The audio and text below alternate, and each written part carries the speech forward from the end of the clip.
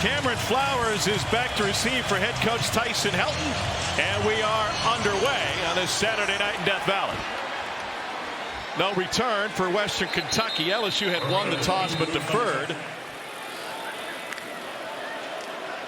And they'll run it again, and a huge hole and a beautiful cutback. Marvis Parrish has touched the ball twice and picked up a pair of first downs. That one goes for 17. Redshirt freshman from Jacksonville at quarterback. Pressure coming, and he lets it go wide open. Musa Berry. A little stiff arm for an exclamation point at the end of 17 yards. 36-yard attempt for John Cannon. And he drills it.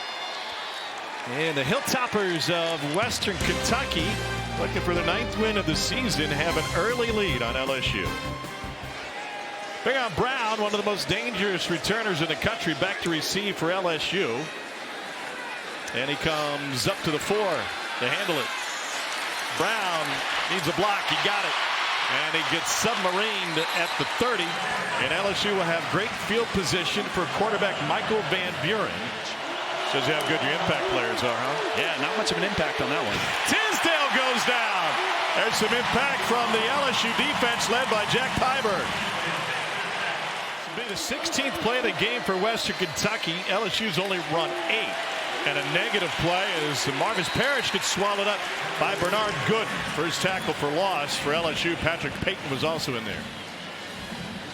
You're seeing those Weeks brothers in there together, Tom. I had a chance to speak to them. Bob Brown is the defensive coordinator for the Toppers. A little play action.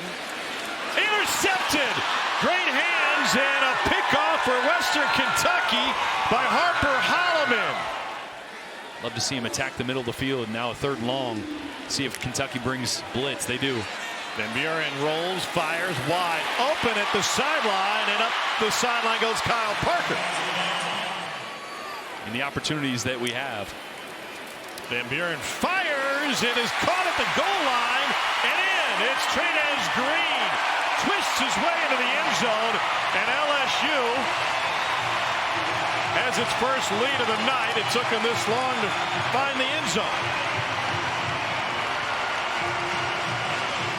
Buren, this is actually an RPO, so it's supposed to be a handoff, but if this defender adds, then you got a one-on-one matchup with your big tight end. He adds one-on-one, you replace him with the slant throw. Got the incompletion. Now you're going to get the ball back with a timeout in your pocket. Damian Thomas averages about 11 yards a return. Pushed inside the 20, will retreat to the 15. Looking for a seam, he's got it. Damian Thomas gets another block, and he's got it in midfield. And finally, this old building comes alive on a 39-yard punt return by Damian Thomas. The Hilltoppers haven't had much success at all. 4th 10 on 3rd down. Tisdale blasted from behind.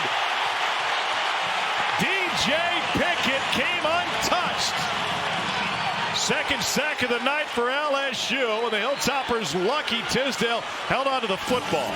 Boy, just kind of struggling tonight with where his eyes should go. Oh, eyes are on the red jerseys. They collapse immediately, and Jalen Wester, who lives his life with unmatched enthusiasm, comes in with Jalen Emery. It's a loss of 12. It didn't go the way that he planned it or this team planned it, but he's got a lot to be proud of for his career.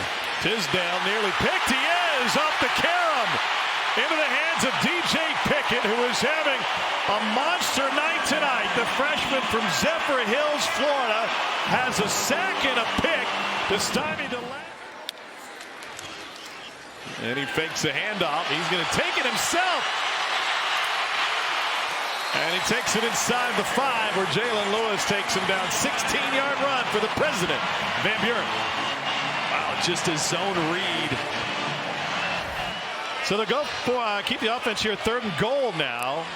Try to knock it in. Van Buren lost it and couldn't recover in time to get over the goal line. Wester and Lewis were there. 18-yard attempt.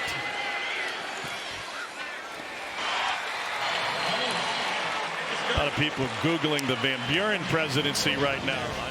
Mike Leach, obviously very famous for having a tiny little index card. Oh, little high and picked again off the carom. Second LSU takeaway. This time it's P.J. Woodland. To come from leaving, the one before way inside and way off to a ball that was pretty good throw, when you'd hope Buren would come down with that. Mack won't try this one, and is down at the 3-yard line. Fantastic play by Chris Hilton. I like what they're doing here, going 5 wide.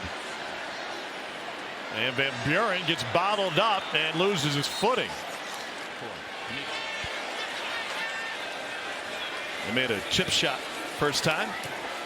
And got to be all the way inside the upright. They say it is. Right over Cole's head. And it's a 10-point LSU lead.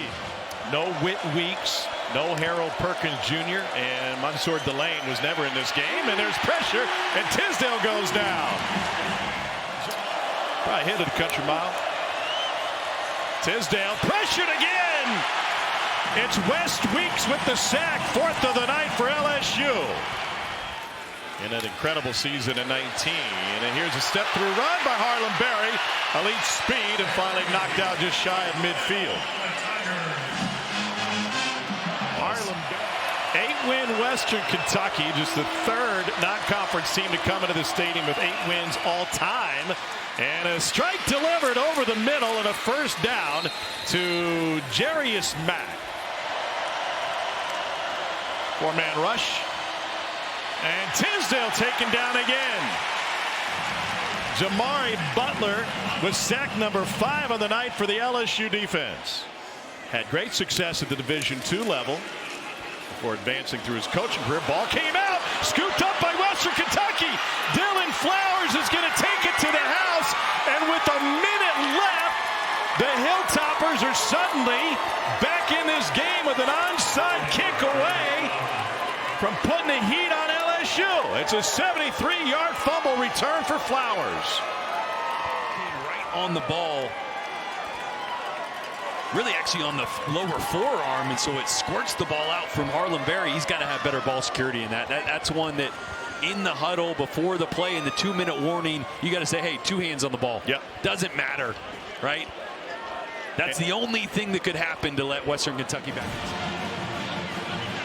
Since 2000. And the next time these fans see a game at Tiger Stadium, there will be a new head coach for the LSU Tigers.